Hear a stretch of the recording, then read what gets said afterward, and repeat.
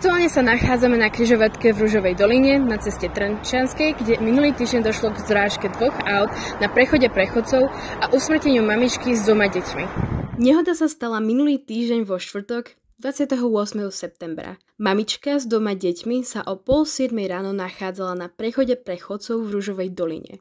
Údajne bol cieľ ich cesty nedaleká základná škola, ktorú navštevovali jej deti, 9-ročná dcéra Marienka a 7-ročný syn Janko. Do školy sa už bohužiaľ nedostali.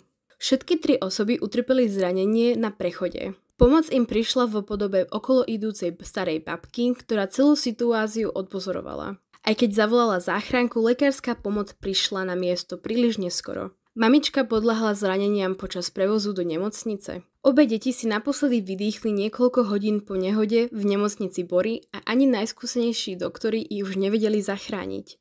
Za volantami 2 osobných aut sedeli muži v stredných rokoch. Jediný rozdiel je, že jednému z mužov odmerali 1,8 promile alkoholu. Obe vozidlá zostali po zrážke poškodené. Podľa našich informácií obom majiteľom aut odmietajú poisťovne preplatiť škodu. Ako dôvod uvádzajú usmrtenie ľudských životov. Toto však nie je prvá nehoda automobilov na tejto križovatke.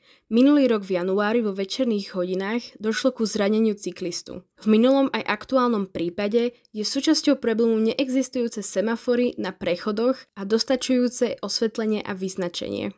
Aký názor majú ľudia na nešťastnú situáciu na križovatke? Myslím si, že táto križovatka je veľmi neprehľadná, nakoľko aj chodím sem z autoškoly, vlastne inštruktor ma sem stále privedie, ale z tejto križovatky mám akože najväčší rešpekt a celkovo tým, že ani semafory tu nie sú a aj to osvetlenie častokrát nefunguje, tak naozaj, keď mám tie jazdy večer, tak je to hotové peklo, lebo pre vodiča, ktorý je neskúsený a celkovo aj pre skúseného vodiča je to, myslím si, veľká skúsenosť z toho hľadiska, že tam musíte mať naozaj dobre tie reflexie, aby ste možno usúdili, že či tam ide niekto alebo nie a kto na vás vybočí.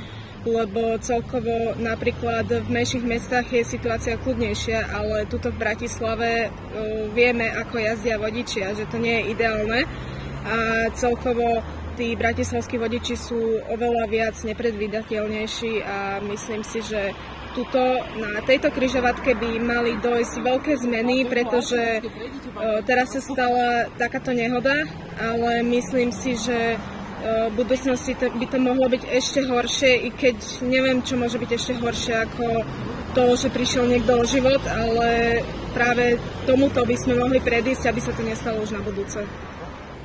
Prepač, ja nerozumiem, ja nejsem zo Slovenska, ja prisťahovalec. Neviem, o čom rozprávaš. Okay, ďakujem. Ďakujem, dovidenia. Dovidenia. V tento moment nie sú známe žiadne budúce plány na vylepšenie osvetlení a semaforov na križovatke v Ružovej doline. Pre televíziu Vízia Juliana Klamíková.